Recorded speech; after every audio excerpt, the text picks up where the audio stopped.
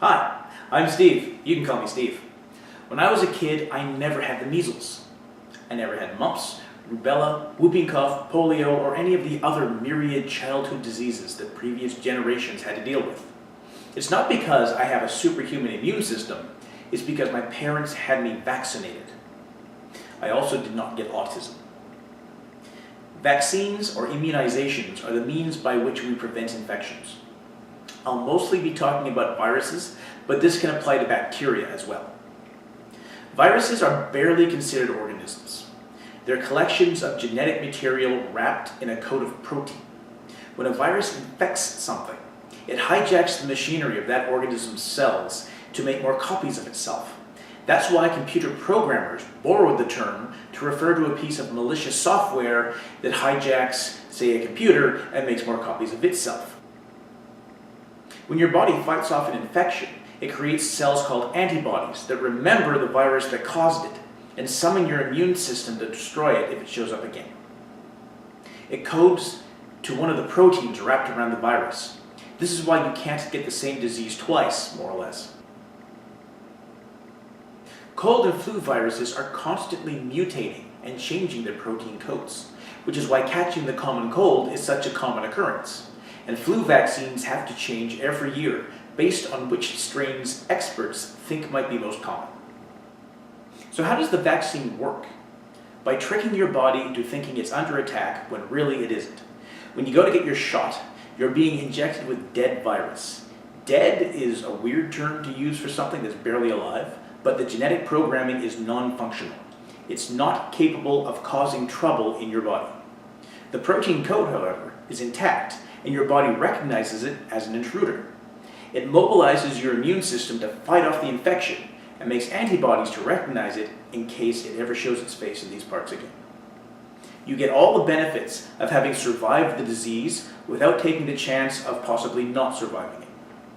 Sometimes you'll get a fever after getting an infection. That's things working as intended. Fever is not caused by the infection, it's your body's immune response to the infection. The system works better at higher temperatures, so your body heats itself up to fight more effectively. Vaccines work. This is not something that can be debated. Before the measles vaccine was introduced in the mid-1960s, the United States and Canada saw hundreds of thousands of infections of measles every year.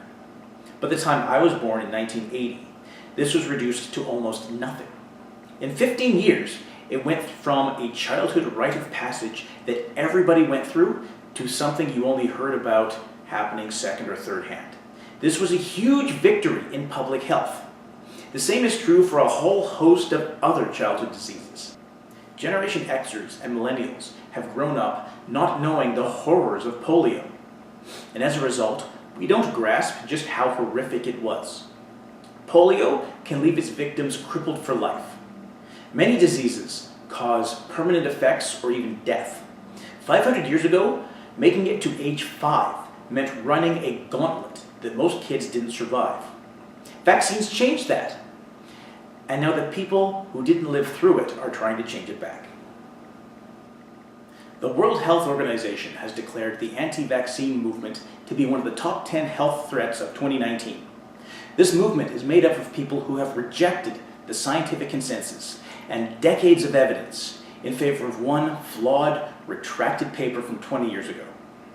In 1998, British doctor Andrew Wakefield published a paper linking vaccines to autism. It was, to use the British term of art, complete bollocks.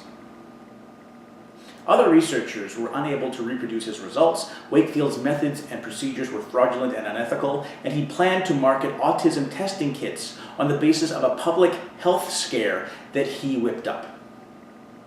The journal that originally published his paper retracted it. That means it was taken out of the body of scientific literature and pretended like it was never written. No credible evidence links vaccines and autism. It was one guy trying to get rich.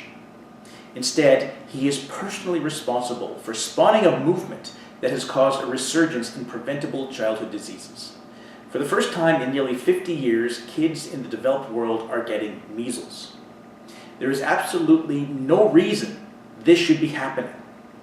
Parents are making their children suffer on the basis of fraudulent nonsense.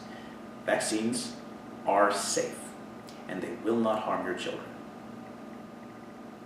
A lot of anti-vaxxers have the attitude that because they are parents, they know best for their children.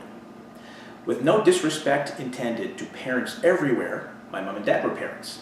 This simply isn't true. If you didn't go to medical school, you do not know more than your pediatrician. Get your kids vaccinated, both for their own sake and the sake of the subset of kids who aren't able to be immunized, so that your kids don't infect them with something they can't fight off.